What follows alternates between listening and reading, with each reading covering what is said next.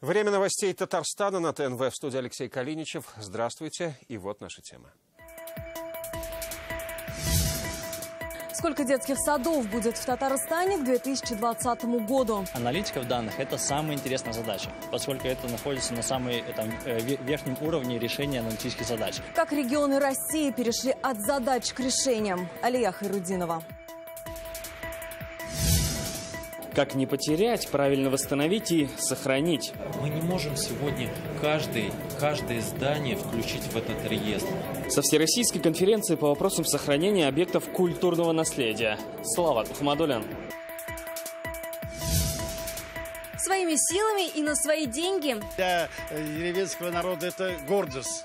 Почему жительница села Балык-Чечукаева Рыбнослободского района Танзия Шарапова пример для своих односельчан и для всей республики, расскажет Вероника Гайнудинова. Как не пойти на мероприятие, еще и заплатить за это? Билеты составляли 4500, сервисный сбор составлял 10%, то есть 450 рублей. История о том, как комиссионный сбор оказался невозвратным, в нашем репортаже. Сегодня в Казани завершается национальный чемпионат рабочих профессий WorldSkills. В эти минуты начинается церемония закрытия. Поздравить молодых профессионалов с победой в столицу прибыла министр просвещения России Ольга Васильева. В первой половине дня она встретилась в Кремле с Рустамом Миннихановым, где обсудили вопросы совершенствования образовательной системы. Имена молодых профессионалов, которые стали лучшими на национальном чемпионате WorldSkills, оглашают в эти минуты. А вот самые опытные участники свои награды уже получили. Завершился чемпионат «Навыки мудрых». Это 26 компетенций WorldSkills и около 400 конкурсантов, те, кому за 50. Они блестяще выступили в таких сферах, как веб-дизайн, лабораторный химический анализ, мода, кондитерское дело и многих других. Медали на площадке «Казань-Экспо» получили 66 призеров, из них 29 золотых. Меня очень впечатлил ландшафтный дизайн, хлебопечение. Я была потрясена, я никогда не видела, как это все проходило. Но очень много интересного, потому что я в IT-технологиях, а вот когда я увидела то, что делают руками, это тоже непередаваемо. Это очень богатый опыт. Более того, я теперь сварщик, вернее, пайщик, можно так сказать, восстановил все свои когда-то, может быть, в молодости навыки. Мы теперь познакомились не только из Башкирии, из других городов, которые непосредственно навыки мудрых. 5 дней борьбы, сотни соревновательных площадок, и вот он, грандиозный финал. Ведь по работе и награда. В Татнефть-арене сейчас собрались все участники национального финала WorldSkills Russia. Победителей поздравляет Рустам Минниханов, директор WorldSkills International Дэвид Хоу и, конечно, звезды эстрады. И сейчас там работает наш корреспондент Рамиль Шайдуллин. Рамиль, здравствуй. Попала ли команда Татарстана в тройку лидеров? Да, вечер добрый, Леш, как бы нам не хотелось это узнать, пока это тайна, но все выясняется прямо на ваших глазах. Я прошу обратить внимание на сцену, где сейчас Рустам Минниханов и министр просвещения Ольга Васильевна объявляют имена первых победителей WorldSkills Russia в компетенции дошкольное воспитание и преподавание в младших классах. Вот прозвучала Республика Татарстан. Сейчас они называют имена победителей, но вообще, конечно, мы верим, что сборная Татарстана в тройку лидеров войдет, судя по тому, как громко здесь болеют за них на трибунах, впрочем, как и за все команды, голоса поздравления, ликования доносятся со всех уголков 10-тысячной Татнефть-арены, как-никак сегодня апофеоз этого большого спортивного праздника, мы ждем его развязки, и о ней, конечно, обязательно сообщим вам в следующем выпуске новостей. На этом у меня все. Алексей. Спасибо, Рамиль. Продолжаем следить за событиями. Продолжим. Сегодня в Татарстане много гостей. С рабочей поездкой прибыл заместитель председателя правительства страны Максим Акимов. В аэропорту Казани его встретил Рустам Минниханов. Вице-премьер посетил Иннополис, где сегодня подвели итоги конкурса цифровых решений Агентства стратегических инициатив. Здесь решали, как упростить жизнь регионам, помочь в некоторых вопросах должны умные машины. Агентство стратегических инноваций сегодня подвело итог первого этапа конкурса. Состоит он в том, что регионы определяют важные для себя задачи, а после аналитики из любой точки мира могут предложить свое решение. А приоритетные задачи республики Алия Хайрудинова. 2020 года будет построено около 29 детских садов с общим количеством мест 610. Сколько детских садов должно быть в Татарстане? Ответ на этот вопрос будут искать машины. Задача, предложенная Татарстаном, вышла во второй этап конкурса Агентства стратегических инициатив. Это и увязка с транспортной логистикой, увязка с реализацией программ жилищного строительства, коммерческого строительства. Конкурс проводится впервые. Татарстан представил 3 задачи. Помимо детсадов, это создание платформы «Открытый город» и реестра зеленых насаждений. В списке лидеров по количеству задач Республика Саха, Челябинск, Томск. Для нас это не просто вопрос комфорта, скорости, оптимизации. Для нас это зачастую вопросы выживания для жителей нашей территории. 146 задач заявок из 43 регионов, 30 будут решены. Нам очень приятно, что 43 региона, столько решений на конкурсе. Я думаю, что это очень позитивная работа. Хотел поблагодарить Агентство стратегических инициатив. Очень много лучших практик мы используем вместе с ними. Если у руководства региона есть к этому делу вкус, интерес и настоящая увлеченность, то не отсутствие ресурсов, не отсутствие денег и не отсутствие специалистов таких людей остановить не может.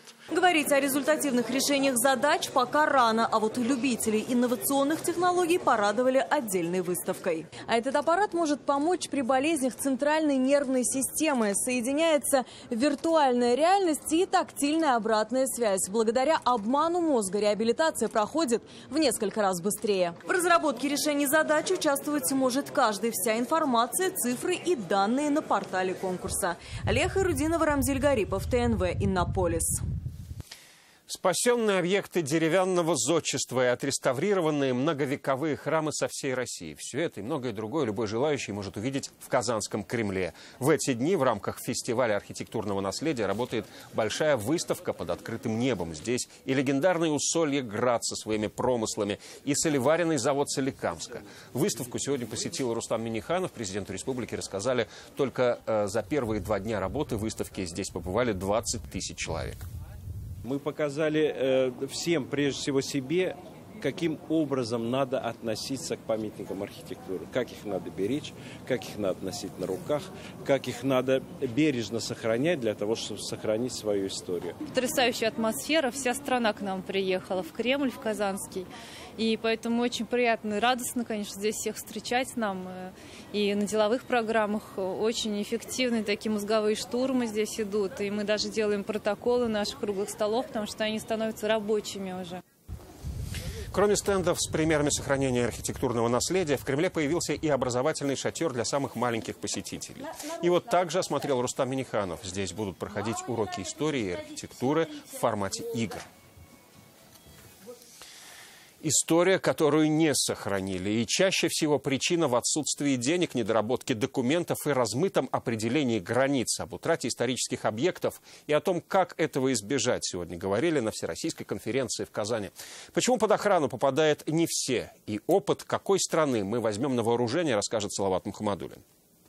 С 1985 года на доме была установлена табличка. Но она не спасла объект культурного наследия. Дом советского писателя Константина Федина. Теперь это гора битых кирпичей и разломанные доски. Снес объект собственник. По его словам, при покупке в документах на дом статуса «культурное наследие» не было. Комитетом будет в отношении собственника возбуждено административное дело. Но дом уже не вернуть. Как раз вопросы по сохранению объектов культурного наследия сегодня обсуждают на Всероссийской конференции в Казани. У каждого региона своя проблема. Во Владикавказе, например, идет борьба за определение границ. У нас большая часть – это горная местность. Сейчас почему-то всех потянуло к корням. И в горной местности всем хочется иметь какие-то дачи, участки. В Тамбове, говорят, не хватает денег на восстановление, а потому объекты отдают инвесторам. Большая часть объектов, значительная их часть, находится в неудовлетворительном состоянии. И именно приспособление таких объектов может дать им вторую жизнь. В Татарстане сейчас больше 5000 объектов культурного наследия. Мы не можем сегодня каждое здание включить в этот реестр. это просто невозможно. Поэтому используется научно-практический подход, обоснование. Здесь может помочь европейский опыт. Россия и Греция сегодня подписали меморандум о сотрудничестве. Работаем только над сохранением памятников. А то, что происходит, какие-то сносы, нам, поверьте мне, гораздо болезненнее и тяжелее мы воспринимаем все эти события. И остается сохранять то, что есть, чтобы передать культуру и историю будущим поколениям. Салават Ухмадуллин, Александр Лобанов, ТНВ, Казань. Она не стала ждать, когда помощь придет со стороны. Жительница села Балаклычукаева Рыбнослободского района Танзиля Шарапова отдала все свои сбережения на восстановление местного родника. О главной мечте 83-летней пенсионерки Вероника Гайнудинова. Так,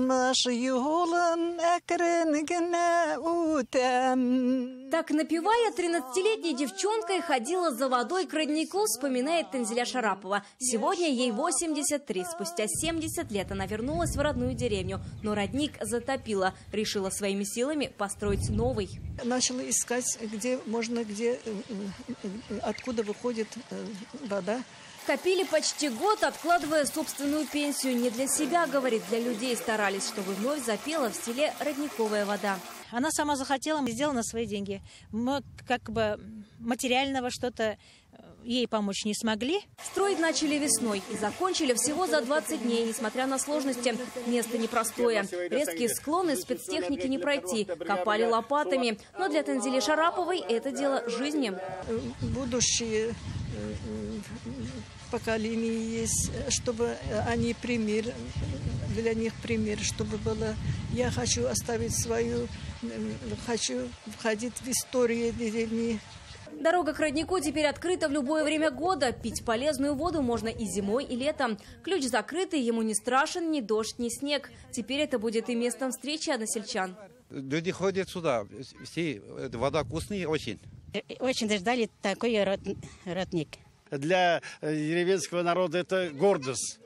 В Балаклычукаево сейчас проживает более 300 людей. Это уже 4-й родник в деревне. На его строительство потратили более 200 тысяч рублей. Теперь жители села все вместе собираются обустроить территорию родника, посадить деревья и сделать дорогу к главной достопримечательности их села. Вероника Гайнудинова, Игорь Романов, ТНВ, Рыбнослободский район. Почему стоит пользоваться подземной парковкой около НКЦ «Казань»? Читайте об этом в интернет-газете «Реальное время». Вы смотрите новости Татарстана, и вот о чем далее. От церковного хора до советской эстрады. Одномоментно одни и те же песни поет вся страна.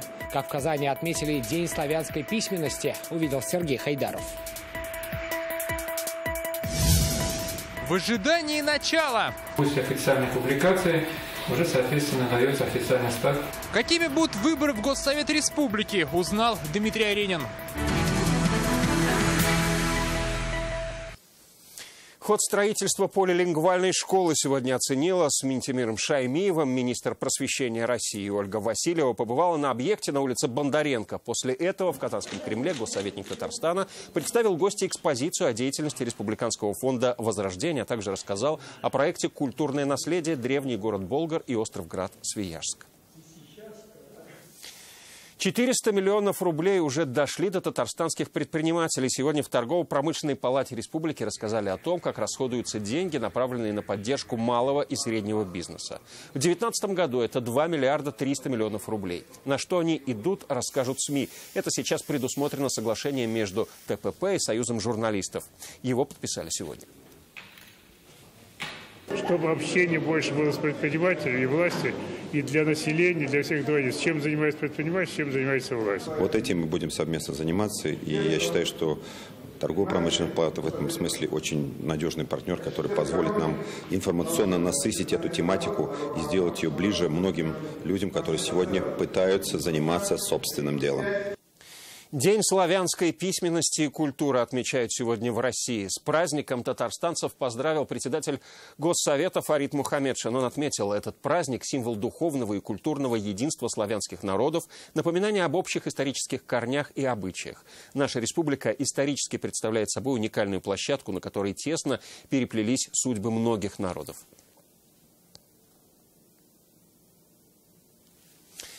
С чего начинается слово? Ответ на этот вопрос можно найти на выставке «Русский букварь». Она открылась сегодня в Хазине.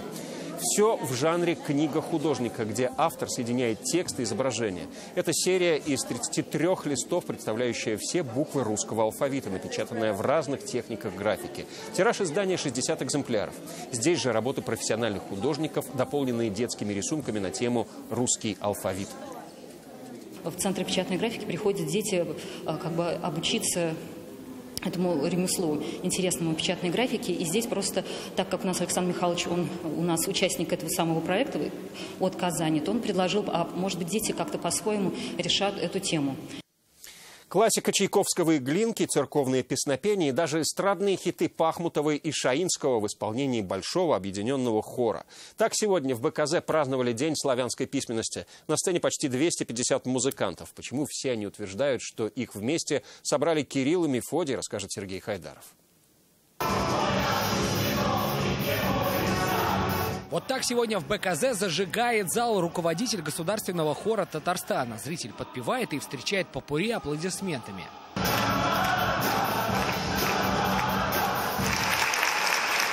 Именно так в Казани сегодня встречают День славянской письменности. Составленную Кириллом и Мефодием азбуку здесь не проговаривают, а пропевают от А до Я. Хор занял всю сцену и даже балконы. Всего почти 250 артистов.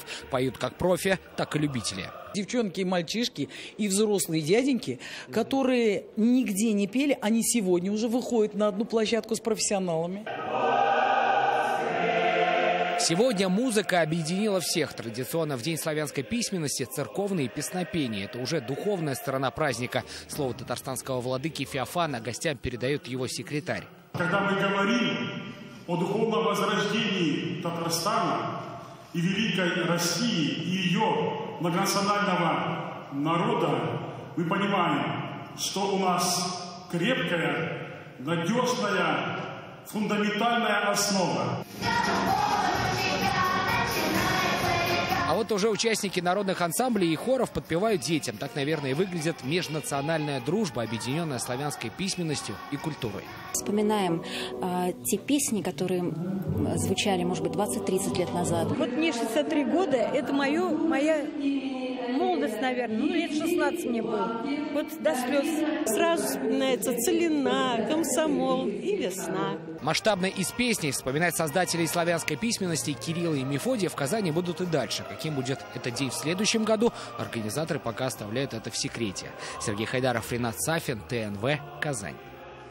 А они не попали на концерт, еще и заплатили за это. К нам в редакцию обратились казанцы, которым не удалось насладиться выступлением «Елки». Расстроила их не только отмена мероприятия 22 мая, но и то, что им отказали вернуть деньги за билеты в полном объеме. Почему комиссионный сбор сыграл не в кассу покупателей, разбиралась Альбина Асулгараева.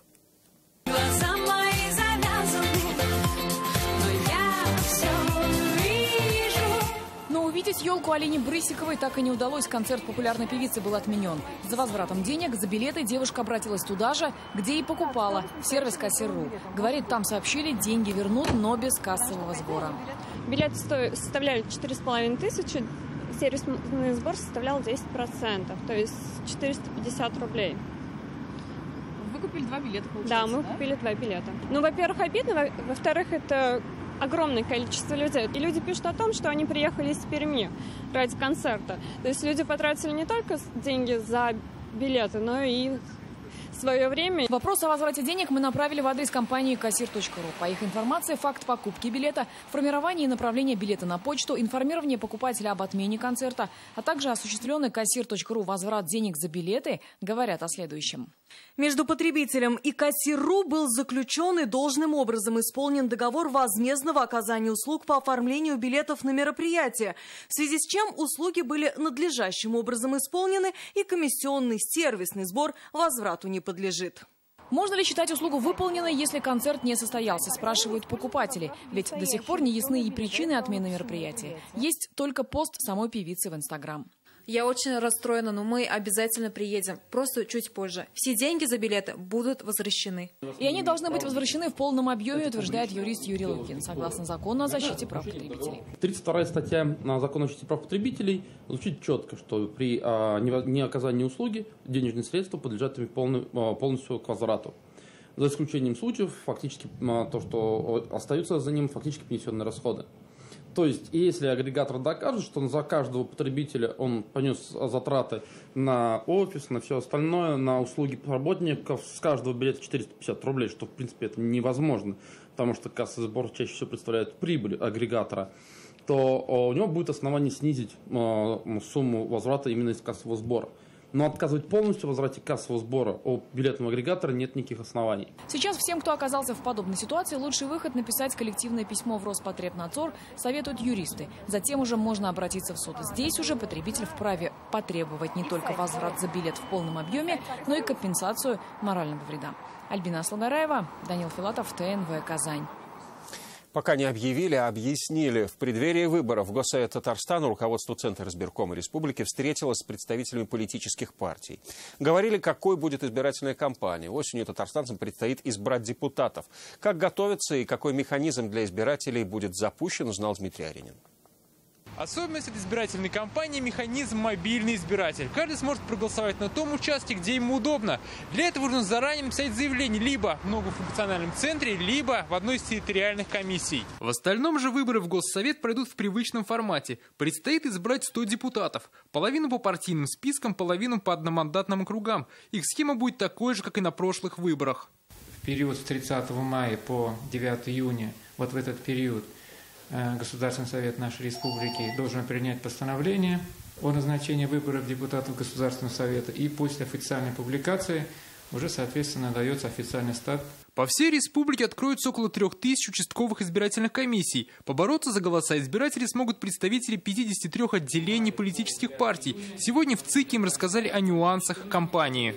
Мне кажется, это очень правильно, когда собираются все партии, обсуждают определенные вопросы, получают непосредственные консультации, живые консультации. Сейчас партии завершают отбор своих кандидатов для выдвижения на выборы. Принципы и планы у всех разные. Думаю, у нас таких, как праймерис, уж таких не было. Самое главное, чтобы желание было участвовать, чтобы документы были в порядке, чтобы судимости не было. Заявился даже больше товарищей, чем из количества округов. Планировал закрыть все округа. 3-4 округа в Татарстане закроем. То есть у нас сейчас нету такой льготы, как была на прошлые выборы. Нам придется собирать подписи избирателей. Уже известно, свой выбор татарстанцам предстоит сделать 8 сентября, в единый день голосования. Дмитрий Аригин, Ильшат Мухаметов, ТНВ, Казань. Активно и публично «Единая Россия» продолжает оповещать население о предстоящем предварительном голосовании. Специальные площадки организованы в нескольких городах Татарстана. Это Казань, Челны, Нижнекамск и Альметьевск. Волонтеры приглашают жителей республики принять участие в праймерис и объясняют, как это можно сделать. Кожа как лунный пейзаж. Сегодня в Казани открылась необычная фотовыставка. На этих кадрах не поверхность Луны, а пораженная псориазом кожа. Это не просто эстетическая проблема. Это тяжелое иммунное заболевание, которое часто сопровождается сахарным диабетом, болезнями сердца и депрессией. Оно неизлечимо и может привести к инвалидности. Таким образом, организаторы решили привлечь внимание к проблеме. Фотовыставка – это 10 макроизображений различных участков кожи, которые схожи с поверхностью космических объектов. Если приглядеться к фотографиям и вообще к стендам, они состоят из двух частей. Это макросъемка участка кожи с псориазом, которая ввиду своей художественной обработки напоминает нам космические объекты, кратеры Марса или лунную поверхность. А также справа идет образный портрет пациента. Им под силу даже ветер. Участники национальной парусной регаты способны подчинять природные стихии. В Казани стартовал этап самого масштабного парусного проекта страны. Более 300 спортсменов из 14 команд на своих яхтах поведут борьбу за первенство России. Как погодные условия влияют на результаты и почему в парусном спорте важна преемственность, узнал Алмаз Гафиятов.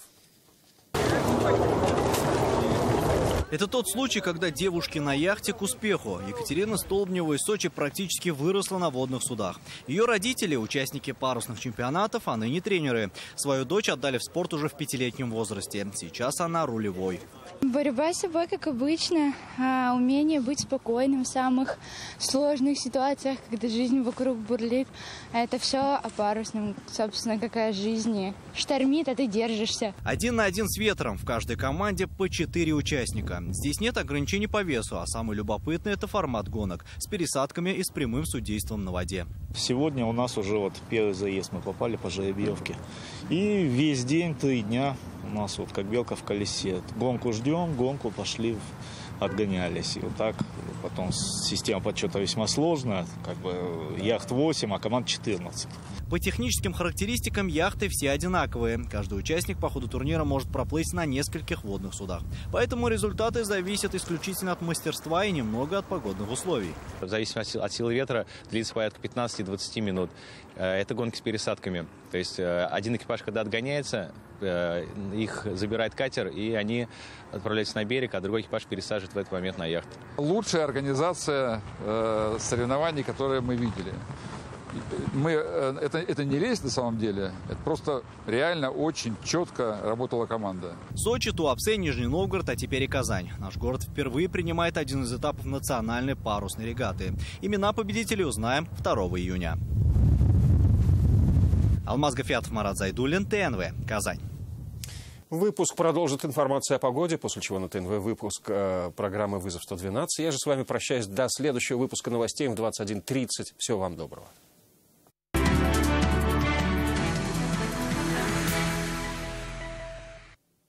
Добрый вечер. Новости спорта на ТНВ, в студии Алмаз Гафиатов. Наступила кульминация чемпионата мира по хоккею в Словакии. Поединки 1/4 финала выдались валидольными. Сначала сборная Канады, сравняв счет за 1 секунду, выбила из борьбы швейцарцев. А сборная команда России, уверенно завершившая групповую часть турнира, заставила понервничать болельщиков в матче против США. Шайбы Гусева, Сергачева, Капризова и Григоренко позволили нашей дружине выиграть со счетом 4-3. В полуфинале команда Ильи Воробьева сыграет с Финляндией, а канадцы поведут борьбу за путевку в финал со сборной Чехии. Когда мало бросков, плюс еще много голевых моментов, это вдвойне сложнее. Но сегодня, я считаю, был неплохой баланс между опасными моментами и бросками. Защитник казанского «Рубина» Егор Сорокин вошел в состав сборной России по футболу на отборочные матчи Евро-2020. Сорокин поможет сборной в матче против Сан-Марино, который состоится 8 июня в Саранске, и в матче против Кипра, который пройдет 11 июня в Нижнем Новгороде. А футболисты «Рубина» тем временем провели тренировку перед заключительным матчем сезона. В последнем туре наша команда играет на выезде против Краснодара. Этот матч не имеет для нашей команды особого турнирного значения. Соперник, напротив, ведет борьбу за серебряные медали чемпионата. И в завершении к новостям дзюдо. Татарстанские спортсменки завоевали 2 бронзы международного турнира памяти Анатолия Рахлина. Соревнования проходили в Санкт-Петербурге во Дворце спорта «Юбилейный». В них приняли участие спортсмены из 20 стран мира. Воспитанница центра дзюдо «Батыр» Баскакова Дарья заняла 3-е место в весовой категории до 40 килограммов. А Ангелина Бочкарева, представлявшая спортивную школу ТАСМА, стала бронзовым призером в весовой категории до 48 килограммов. И это все новости спорта к данной минуте. Будьте здоровы и занимайтесь спортом. До свидания.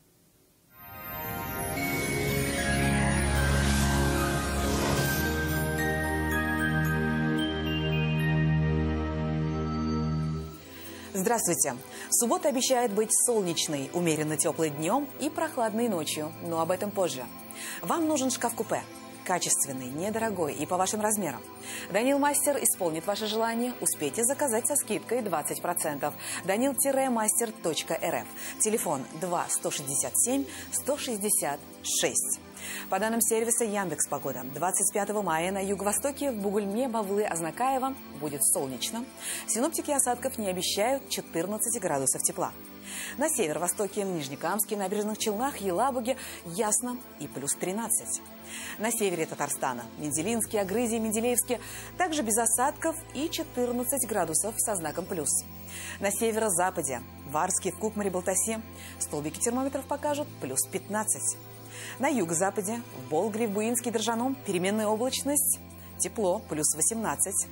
В центральных районах Чистополе, Альметьевске, Мамадыше осадки не ожидаются, ясная погода и 14 градусов тепла. В воскресенье температуры станут еще выше, но местами пройдут дожди. Федеральная сеть медицинских центров «Доктор Ост» – лечение самых сложных заболеваний позвоночника и суставов без боли и хирургического вмешательства. За 10 лет в 10 городах России врачами клиники отменено более 10 тысяч операций.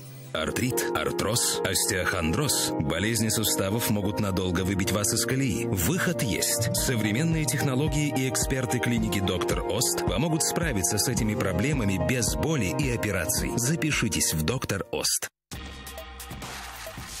Вы постоянно смотрите в монитор. В глазах песок и жжение. Инновационный комплекс «Оптимаг» защитит сетчатку глаза от вредного излучения. «Оптимаг». Смотри на мир легко. Спонсор прогноза погоды – инновационный комплекс для защиты и улучшения зрения «Оптимаг» от группы компании «Биотек». «Оптимаг». Смотри на мир легко. В Казани будет ясно и без осадков. Дневная температура 14-16 градусов. Ветер северный до 3 метров в секунду. Атмосферное давление в норме. Влажность воздуха 37%. Магнитное поле Земли спокойное.